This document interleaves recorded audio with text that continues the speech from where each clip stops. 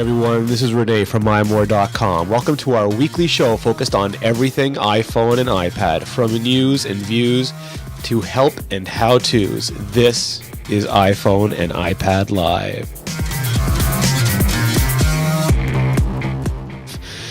It is February 8, 2012, and joining me tonight is the co-host of Iterate, and quite frankly, one of the most fantastic people on the interwebs, Mr. Seth Clifford. How are you? I'm doing well, Rene. Thank you for that exciting introduction.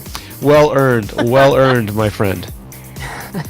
That nebulous laughter in the background belongs to none other than my co-host on Apps and Accessories Live and Zen and Tech, the dark angel of broadcasting.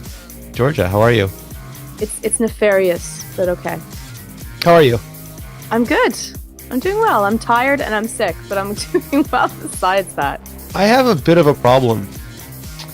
Siri won't give me a Jammy Dodger or a Chip Bati. Are we going to be showing that? No, I can't show that. You can't show that? No, I'd have to bleep the entire thing out. It's like one long meep. That's the funnest part. Yeah, cow! Where's my Jammy Dodger and my wee pint? Yeah, we haven't Twittered out the show yet. Usually before the show, we instruct everyone in the audience to send out a Twitter message, a Friendster chat, a Facebook, whatever Facebook uses. I don't generally go there. Maybe get Google Plusy with it, and just let their friends, family, loved ones, neighbors, people they're holding captive in their basements know that the show's about to start, so they can join us here, because we love having a large studio audience. We're filmed in front of a large studio audience. I did it. That is true, including Laugh Track. We actually have the same audience that they used to use Seth. for Mork and Mindy, Shazbat.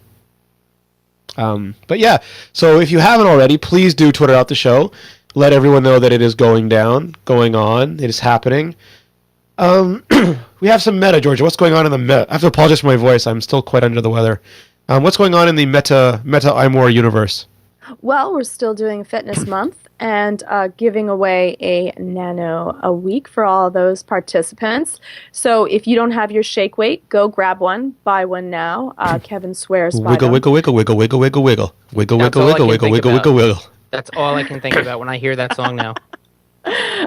And we will be giving away at the end a iPad 3. An IOU for an iPad 3, because we're not exactly sure when Apple's going to ship, but if it's not out yet, we will give you an IOU for a shiny new iPad 3. Not an iPad 1, not an iPad 2. Not an iPad 4 unless you have really, really good patience. An luck with iPad that. 3. Yep, exactly. And we also want you to get fit and exercise and all that other stuff. It's not just about the prizes. It's about making your life a prize. It's really just Does that sound sincere at all? the prizes to me, but okay. Is it? Hey, if I happen to Bad editor. get a little tougher, stronger, how does that song go?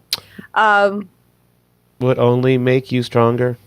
Seth is sinking before my eyes. Don't sink, Seth. I'm trying to move my camera back a little bit. All right. So yeah. Plus, that was my Daft Punk thing. We have Apps and Accessories Live. Yeah, your new show. How'd it go? Tell me about it. I thought it was a lot of fun. I really enjoyed doing it. People seem to be enjoying it. Man, you went off on Cydia. You tore Cydia a new one. It was fantastic. I was a little bit upset.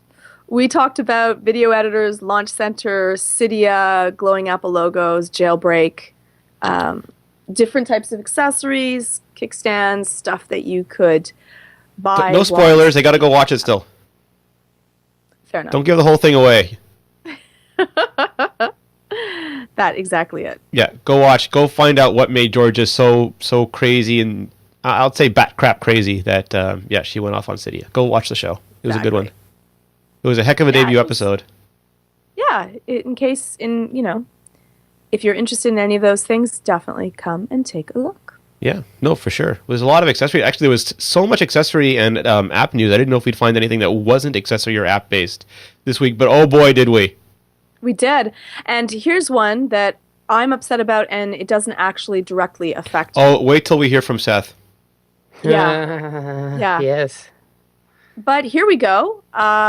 AT&T is throttling people with, the unlimited plan. you go over 2 gigs and they're throttling people.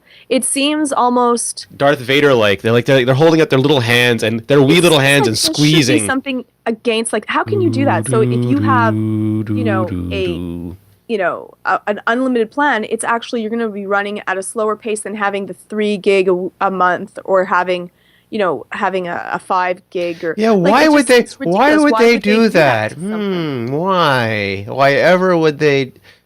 Seth, could you have any idea why AT&T would make your experience so miserable on an unlimited plan that you'd be begging to jump ship to a very tightly constrained tier data plan?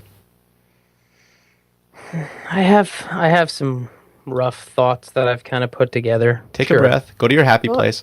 Go ahead, Yeah. Seth. Go for it.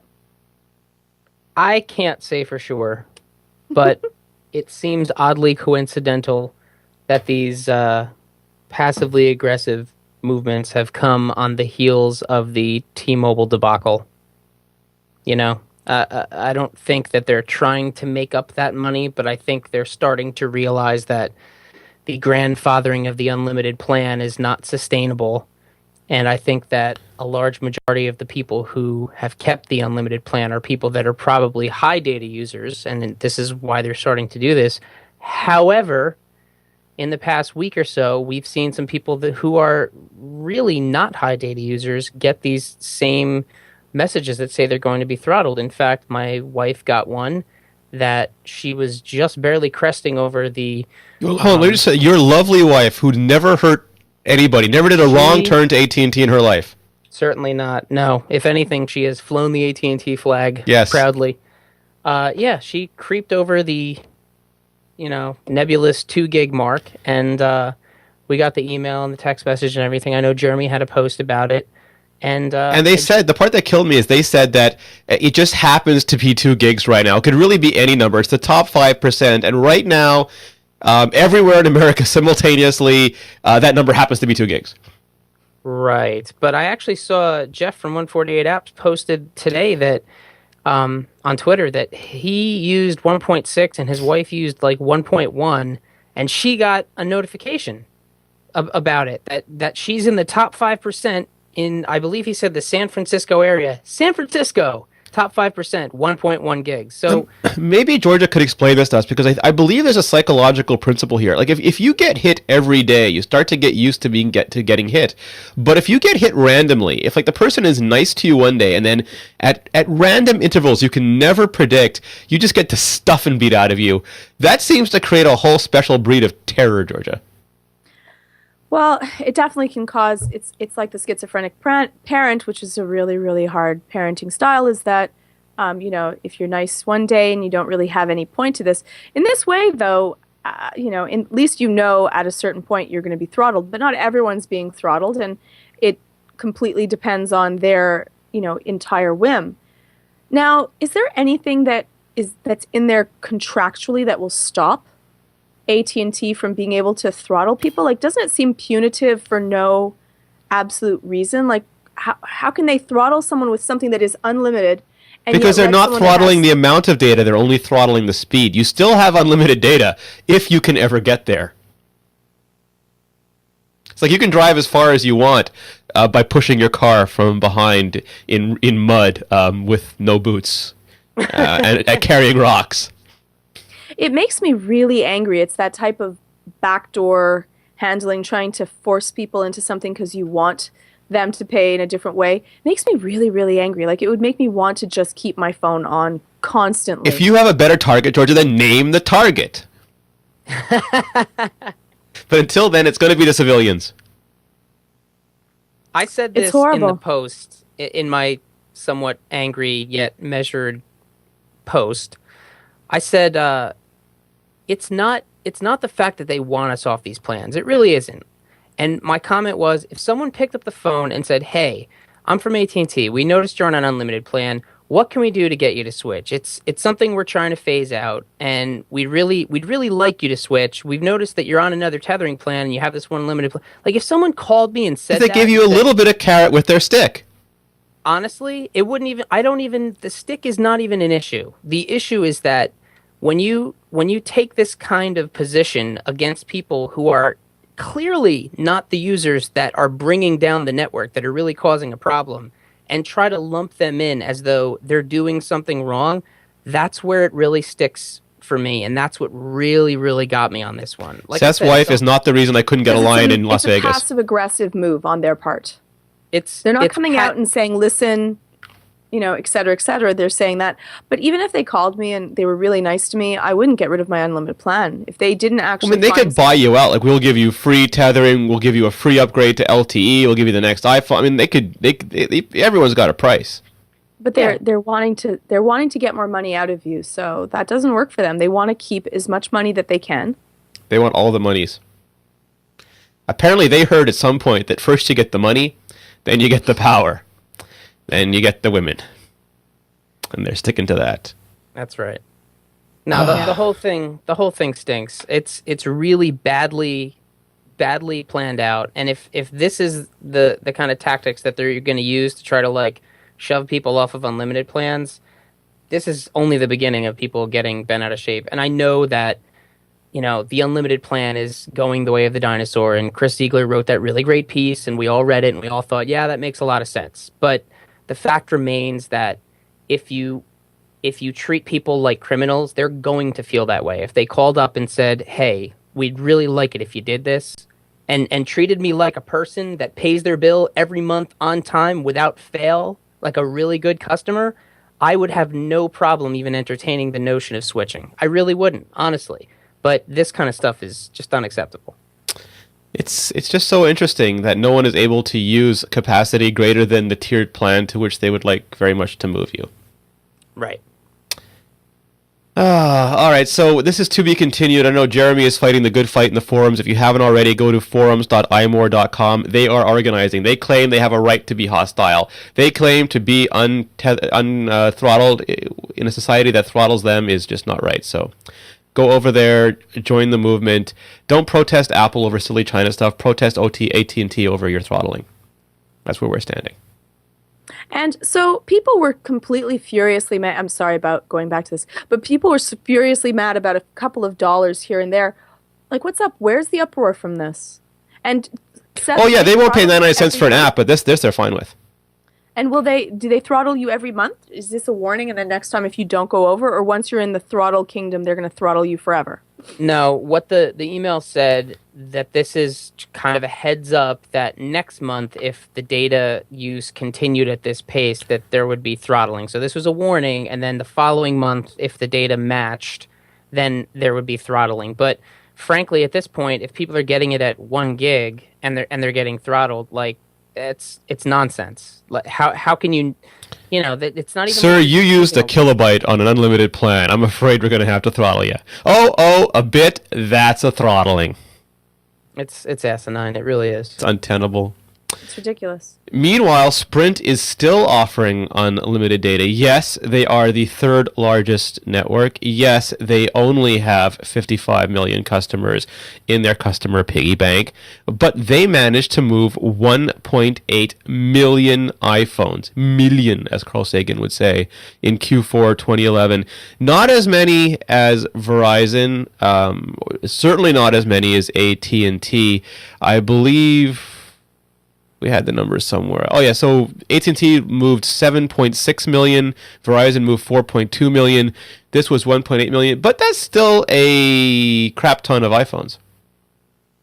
Yeah, it's a lot of iPhones. Unlimited might be a pull. As AT&T throttles, maybe more people will head down to Sprint. Occupy Sprint. For them.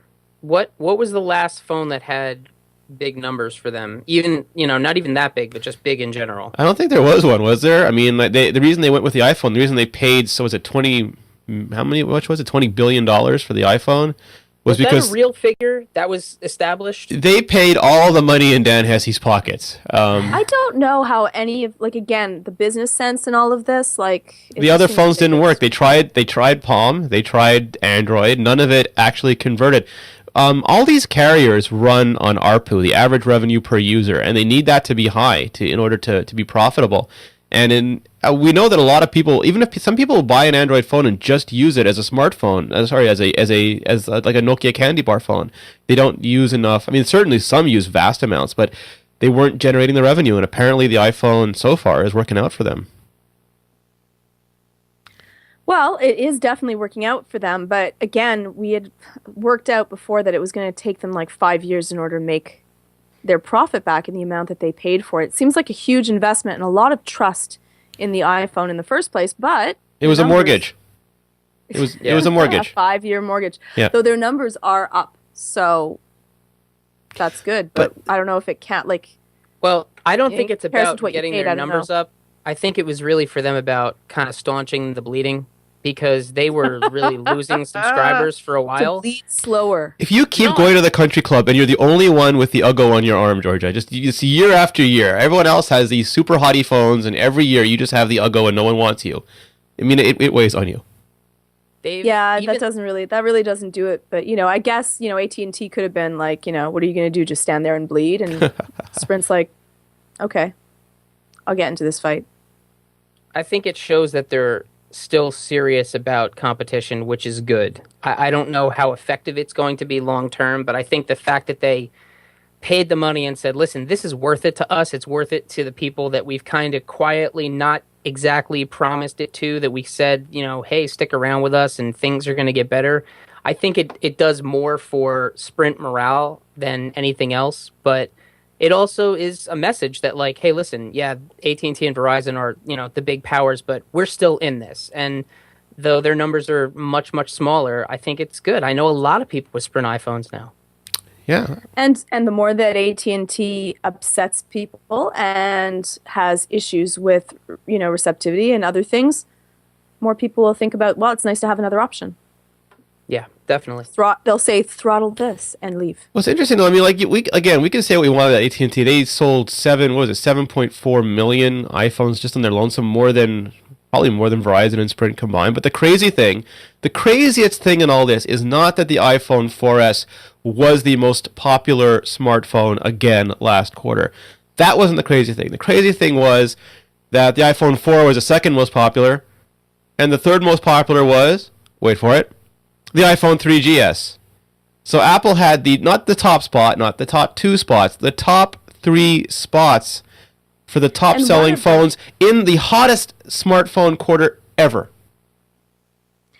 Yeah, the 3GS thing is kind of, I guess price is a huge thing, and if you want an iPhone, you get an iPhone. It works. Yep. Hey, I know some people that are still using it. I see them with their little rounded phone, and I'm like, huh. No, but I mean, you can say a lot. Like, people make a lot of arguments about, market share, profit share, whatnot. Apple sells 3 phones, and they're the 3 top selling phones. That's pretty sweet. Done. We can end the show right now. We could just finish. Throw down the mic, Rene. I'm not saying that because I'm... Chris Rock's the way out of this. Run!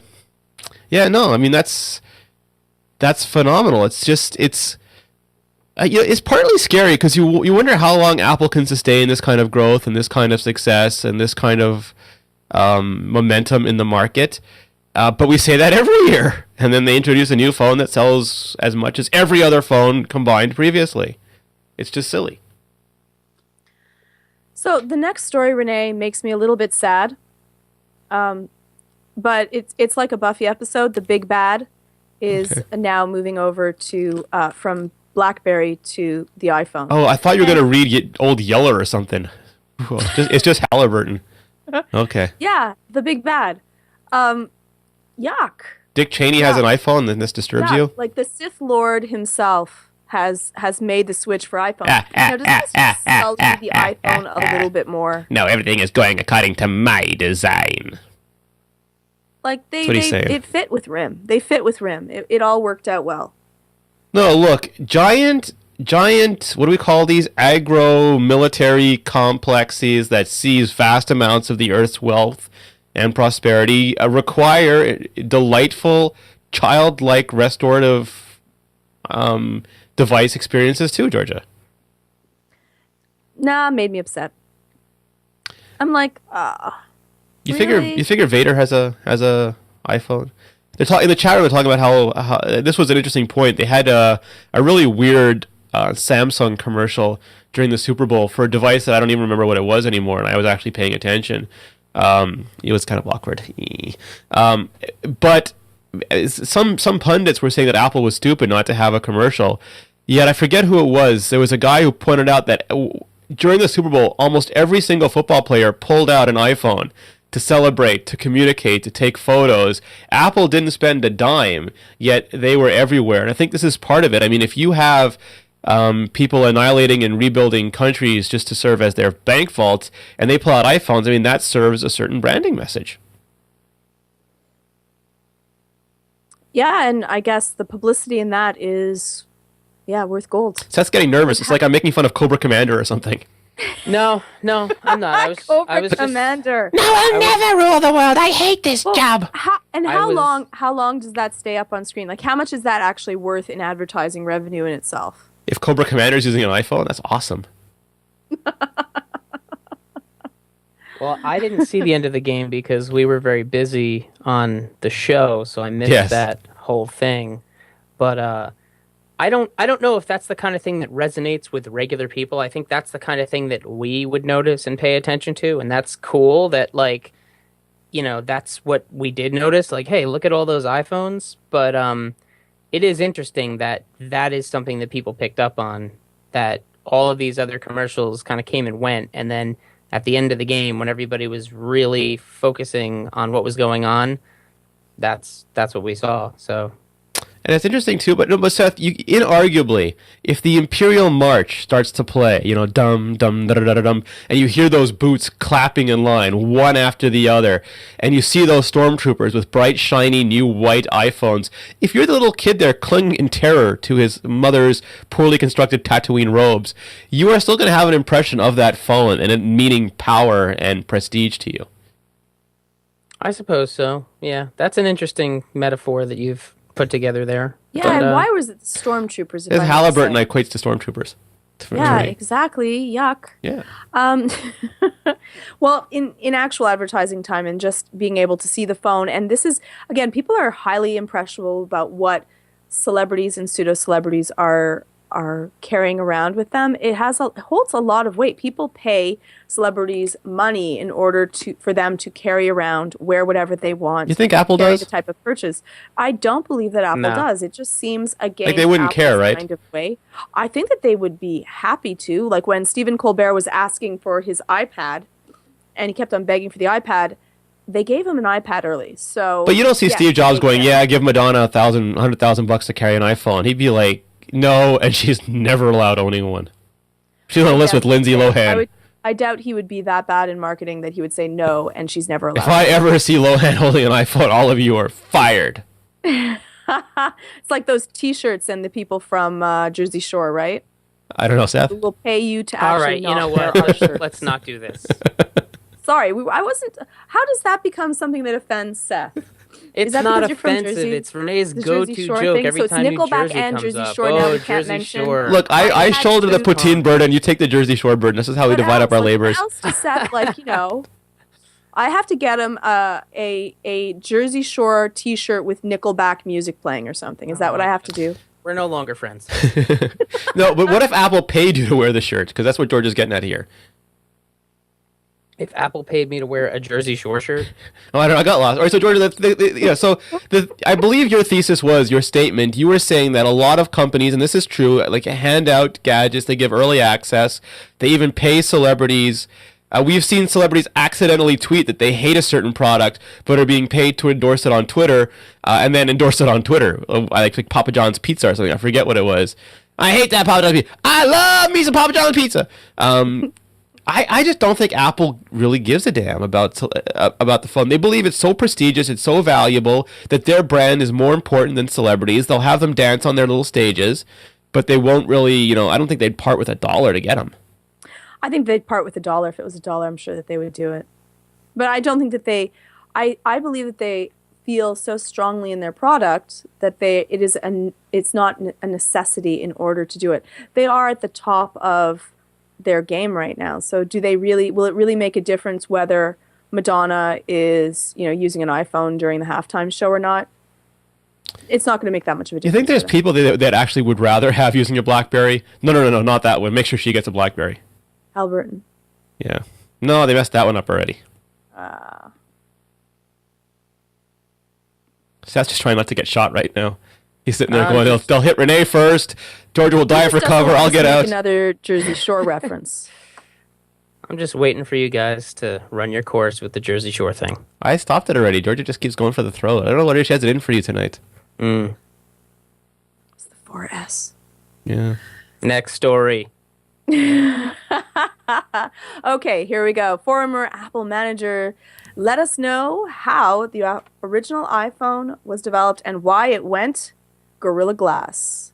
And this is interesting because he actually used the term, it looks like he used the term Gorilla Glass, and this is Bob Brochers, is that how you pronounce it? Brochers? I'm not sure. Bob Brochers, who was in charge of, he was a product manager at Apple working on the iPhone. And if you ask Gorilla Glass, they will tell you they have nothing to say about Apple. They are not allowed to speak. If they mention word one about Apple, it's like, I don't know, Voldemort put a spell on them and they'll spontaneously combust from the inside. And Apple, of course, Gorilla Glass, we have no idea what that is. Does Apple make that? No one knows what that is. So all you hear from Apple is chemically treated glass, but he's actually saying that not only did Apple switch from using plastic because Steve Jobs' keys scratched it, but they got Corning to resuscitate this whole Gorilla Glass thing, which is now almost an industry standard for high-end smartphones. That was like a single act of Jobs complaining changed the industry. Now, what's up with the not being confirmed on the phone though? Why? What is the reason for that? Apple does not want you to know how they make the sausage. It is secret sausage. Do you know anything that's in that phone? That phone is a black box. I mean, you got to pry that. They took out a camera. It's really not a black box to me anymore. Like, it's completely not a black box after I've taken it apart like 100,000 times trying to get. But you still don't know who makes the parts. So I mean, the parts are hit. Like they'll show you. You'll see a camera assembly, but you'll have to take the camera assembly apart to try and find out who makes like the sensor and who you makes. should have seen me trying to get that glowing Apple logo to work. Well, I was touching stuff. I'm like, I should not be touching. So where's the Gorilla Glass label you found then?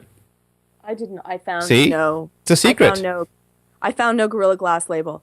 I did find a little bit of like a banana peel stuck onto the side, but no Gorilla Glass. This show's gone completely off the rails. Georgia, you're just bitter because you sucked all the magic out when you opened it up.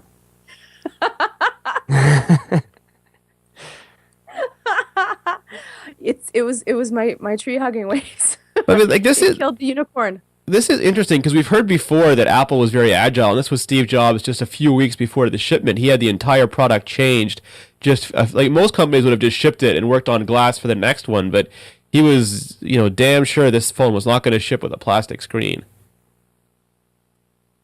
I'm kind of glad that this all went down because, quite frankly, that's one of the things that I think set the phone apart very early on, because a lot of the phones, well, frankly, most of the phones at the time that the original iPhone came out really didn't have the kind of build quality that it had. I think I had a Trio 700WX when the first iPhone came out, and I loved that phone. I loved it, but it just didn't. It never felt like well made. Like the frame of it felt well made, but the first time you held an iPhone, you were like, "This is metal and glass. This is substantial." Like there's really something to it, and obviously, but with the first phone, the backing was partially metal, partially plastic. Yes, aluminum with a black band.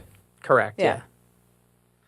But it was definitely more substantial feeling than other phones were. I remember when I got my Palm. Like it felt really, really solid. This wasn't a phone that was kind of squiggly, light. Like it felt like a really solid, well-made phone. You didn't squeeze on the screen and it kind of made little squishy sounds. I remember when I got my Palm Pre, it had a plastic screen and it just didn't feel the same. I mean, like that. Granted, I'd already used an iPhone by then and I was used to the glass, but the plastic, even though it doesn't break as easily, it still doesn't feel the same. Yeah. That's a good point. That's definitely a good point about it breaking. Because the backing on the iPhone. Now, Rene, the backing on the iPhone is not made of Gorilla Glass. We know nothing. We know nothing. We don't even know that it's actually anything is made of. I'm just going to go out. It is chemically treated glass, but it might not be as thick glass or as well chemically. I mean, because really one elbow kind of like just leaning on that. Oh, was that an actual Apple one, or was that a replacement part? Because I don't know. That was actually my glowing Apple model. Yeah, that might not be the same material. No. For sure, it's definitely not. I'm just saying. Yeah, don't be leaning on that stuff. It's hard to replace. Probably not the smartest thing to lean on. Yeah. I won't mention who did it. I'm sworn to secrecy, like everyone else at Apple. Like everyone at Gorilla Glass. Exactly. iPad 3 rumors, just when you thought it was safe to once again open the internet. Want to hear them? I love the rumors. I really love, need it. I absolutely love I got the some rumors. for you. It's the Apple apocalypse, and it's like low. The angel stood on the whatever an angel stand on, and he opened the seventh seal, and there was silence in Cupertino. It's like you got to go through these things every time you get like the rumor, the leak. Digitimes says something. Eventually, what's her name? Kane at the Wall Street Journal spills something. A case maker makes a gamble on a case design. It's like all these little rituals we have to go through before Apple even announces a product. And so this time we finally got the case leak. And it looks like it's a slightly different design. You can see that the logic boards are very different. It's got room for a bigger battery. The camera is different. It's hard to tell how, but the camera assembly looks different. And the LCD looks like it will have to be positioned slightly differently. And if it's a Retina display, maybe it's because you need more powerful illumination to actually light up that gorgeous giant Retina display that I am lusting after so immensely. So, do you believe in these rumors, Rene? How close do you think they would be? Which would mean it would be a thicker, larger, Well, it'd be slightly thicker, heavier iPad. Slightly. Well, I mean, what are bikini chicks going to do? I don't play this rumor speculation game. There's nothing to believe or not to believe here. So we'll just see what makes sense. Is a Retina display heavier than a regular display? I mean, do twice as many pixels weigh twice as much? No, I don't think so. It might require a more powerful LED backlight, and that could be heavier. If it's got an LTE radio, or just if the screen demands more power to light it, you might need a bigger battery. A bigger battery means thicker, and it means heavier. So the battery is probably one of the most weighty besides the actual glass. Yeah, absolutely. Itself, part of the iPhone. So if it's running quad core. Young lady, I will not put my faith in rampant speculation. I will put it in the laws of physics as I understand them. If it has more, it's going to have to take a larger battery, and batteries are immensely heavy. Like you're dealing with some, really, really heavy materials. So in that way, J Baby in our chat room is bringing up a very astute point, is that we saw a ton of cases for an iPhone 5 last year that didn't materialize. I forget who it was. Was it Hardy who spent $10,000 on wrong case models?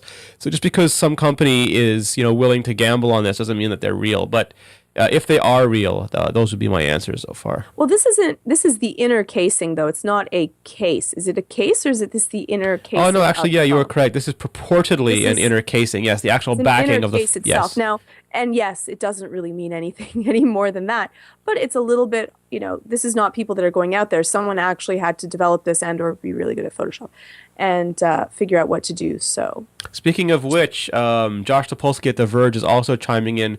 Now they've got a bit of a mixed reputation now. I mean, they've nailed some stuff incredibly precisely, but they were also widely off on the iPhone 5 last year, and that might just be because Apple is getting better at putting fake information, canary traps and stuff out there. So you never know.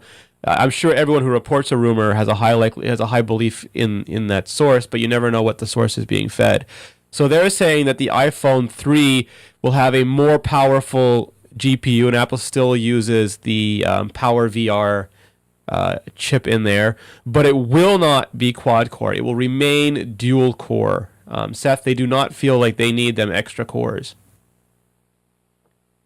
Okay, sure.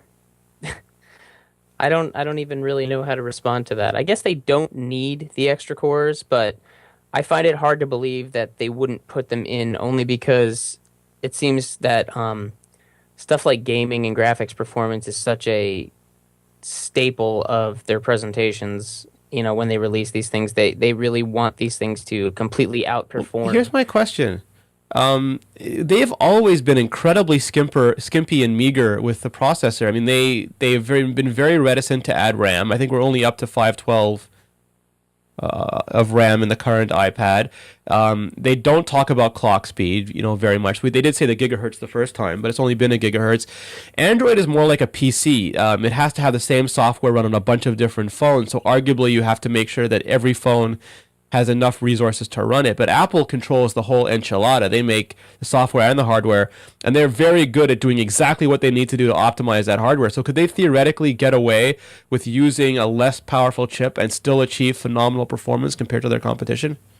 Yeah, I think they could probably do that, and that may be why we're hearing this. And if that ends up being the case, that's probably why, because they'll be able to tune the other components to kind of ramp up the performance incrementally so that it feels like an upgrade. Probably very much like, the 4S to some people just feels like a little bit of a speed bump, and for other people it feels like a lot, depending on how you use it and what you're doing with it. I think that's definitely something that would make sense, that they wouldn't necessarily need the bigger chips, but they could kind of move other stuff around for this time and eke a little more performance out of the components. Georgia has that look on her face like if it's not quad core, she's not buying. No, I'm gonna buy it no matter what. I'm not pulling a Seth on this one.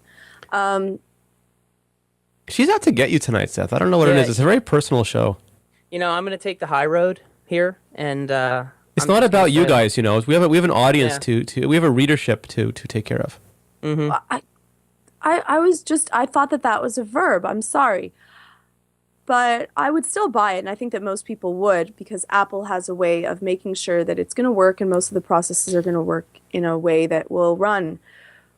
I think that the only reason that they would choose not to is because of, one, just space into the phone, and two, having they would not have something that would be really bad on the battery power.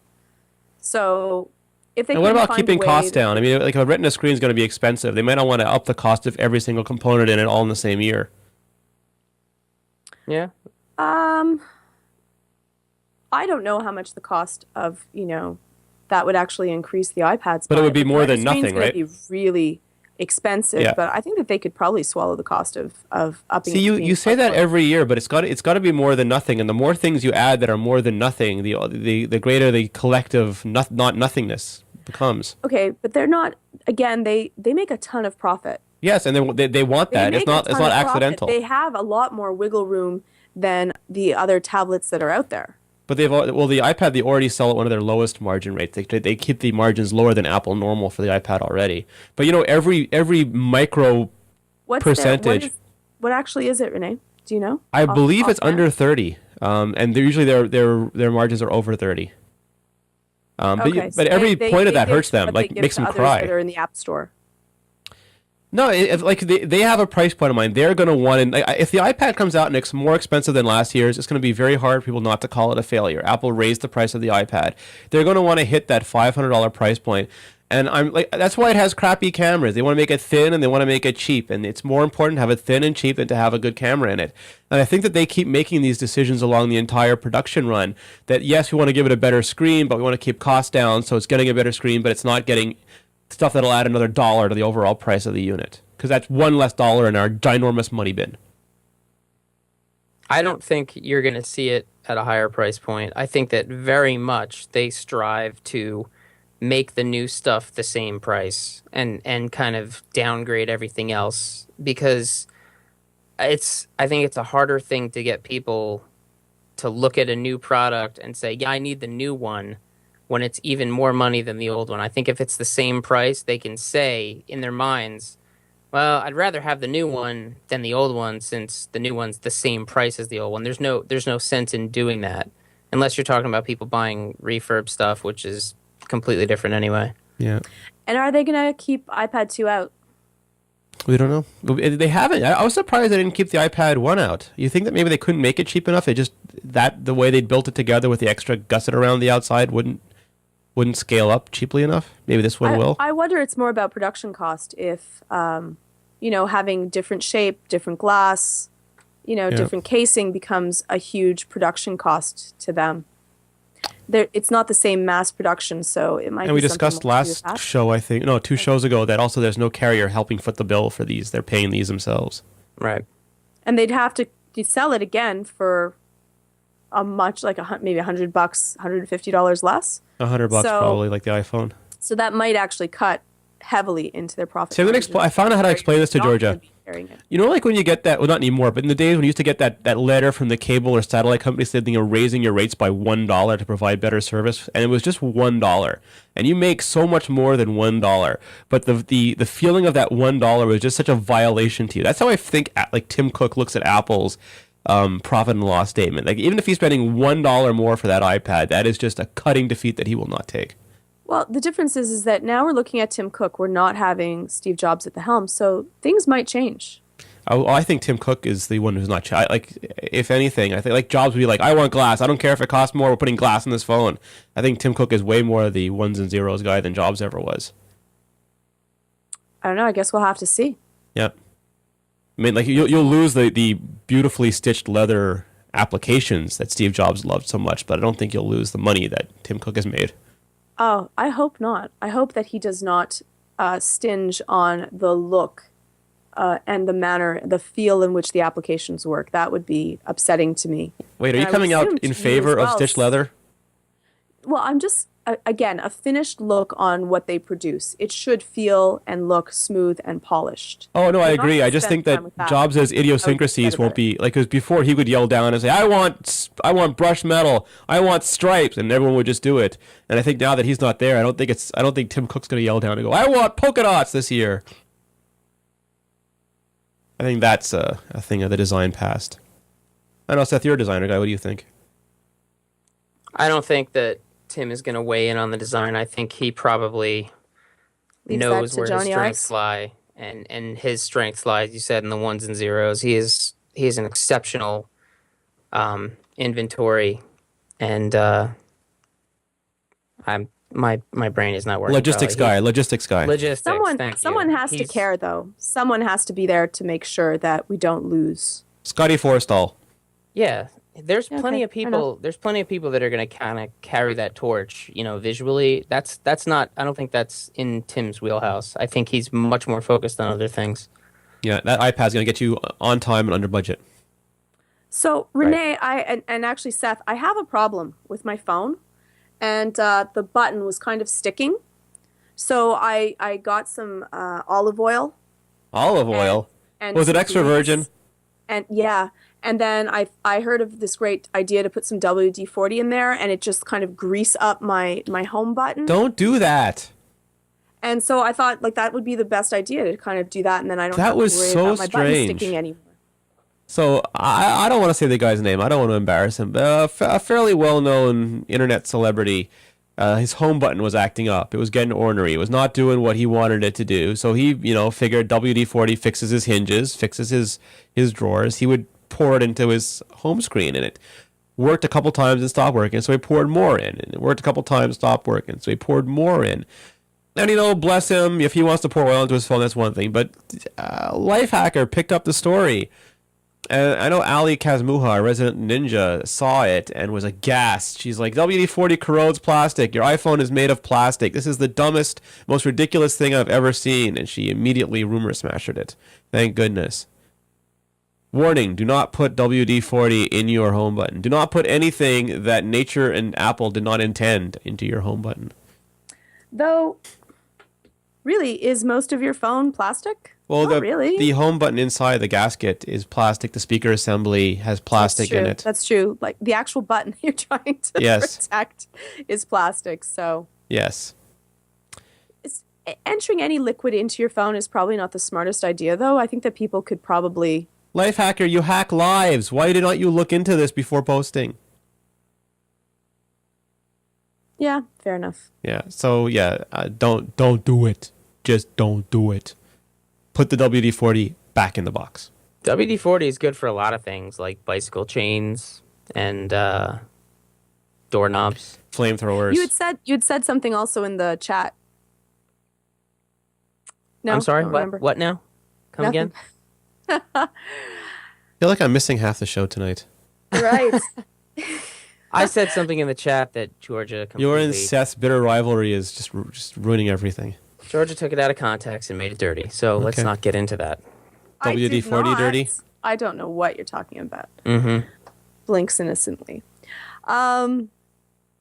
So Apple's testing Oracle's ZFS filing system, and it hopefully will make iCloud storage and iOS better, faster, more resilient.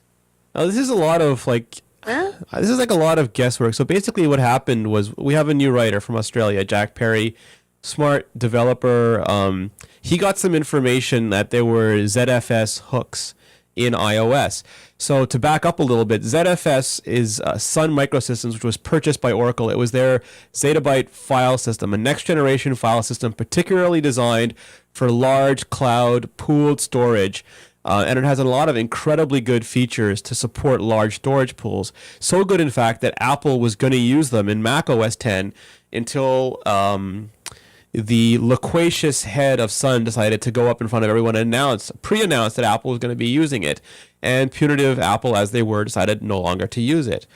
But we have a second source somewhere in the supply chain, friend of a friend of a friend, no names, who said that Apple has recently bought millions of dollars of ZFS appliances from Oracle, which makes this really interesting. And people who are familiar with ZFS say that it could be their snapshot technology.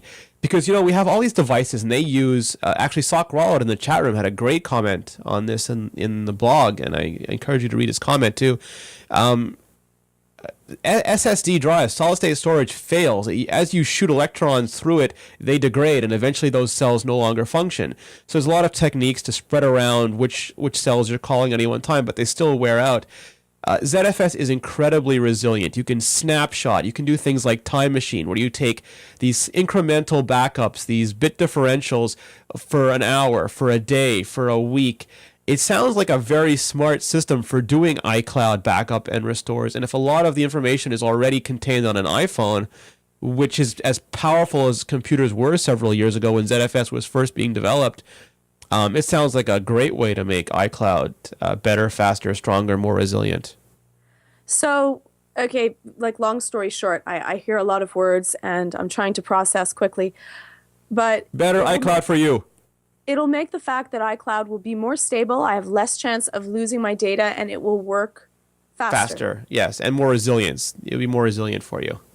So you won't get errors. What do you mean by you won't get random error? Oh, this song can no longer be down. This song is damaged. This file is not working properly. Just these random little errors. I will be able to get my music, store my music, and download my music faster. With less bit rot, yes. Okay, that's all cool. I like it. Yeah, me too. I think that's great. We don't know if it's true or not. There have been rumors of that making its way to OS X for years now. So I think a lot of nerds who do a lot of heavy lifting have been looking forward to that. And so at least this is a step in that direction. And once again, Sock Rollout is saying that, Apple just bought Anabit, which is an Israeli company that specialized in making solid-state storage better, faster, stronger, too. So you start combining. Apple is very deliberate in their purchases. They never make big purchases, but they'll buy 3 mapping companies, or they'll buy Siri, or they'll buy iAds, or they'll buy this Anabit technology, PA Semi. You start to see little patterns emerging. They buy very small, very specialized things, and it maybe gives you it's like dark matter, Seth. You can't see it. You can only observe it through its interactions with other objects. Mm-hmm. Though it doesn't mean just because they bought it that they're actually going to do anything with the technology that's there. Oh, no. It could be used for a company basketball game for all we know. So we can be hopeful. Maybe their cook made good punch and pie. Right. Or they just don't want someone else to buy it. Yep. Or it was just an idea and it didn't work out. To spare. They're like, oh, let's try it out. What is it? 17 million? Great, let's buy that one. Let's buy Greenland. It's just kind of whatever. Greenland is ours. What's next? Exactly. Small country, tech company. We'll take the tech company this time. Yep. Antarctica exactly. Next. No, but it's interesting, and it'll be especially interesting to see if ZFS comes to iOS before OS X. See where the priorities really lie. Well, if iOS 10 continues along the path that people seem to think it's on, it may end up in there before you know it. I'm gonna let it settle just on that comment right there, Seth. Mm-hmm. Ominous. If there's nothing else, we might end early tonight. Wow. I know. Georgia, do you want to make fun of me for 10 more minutes? I do. Do Okay. I have is that an option? Rene, what do you want to do, bud? Let's put a fork in it. Okay. Georgia, where can we find out more about you? You can find me on Twitter at GeorgiaTIPB. You can also find me on the website, www.tippy.com. And of course, with Zen and Tech coming up right after the break. Nice. And Mr. Seth Clifford, where can we find out more about you? You can find me on Twitter at Seth Clifford. You can find me on the iMore shows and on Iterate with Rene and Mark Edwards of Bajango. And if you'd like to see some of the work that we do, the apps and sites that we build, please visit our website. It's nfidm.com. We are Nickelfish. And the latest episode of Iterate went up just before this show. We spoke to Dave Wiskus of The Black Pixel, proud new owners of Net Newswire, amongst other things. Yeah, it was a good interview. He's a cool guy. Delightful guy. Absolutely delightful guy. I have to apologize to David Barnard on the next Apps and Accessories Live. He didn't get my joke. I said a tiny developer with a small app you probably never heard of, because I meant the exact opposite. That he's like a rock star Sarcastic, developer. yes. Yeah, and he didn't really get that from my tone or pattern.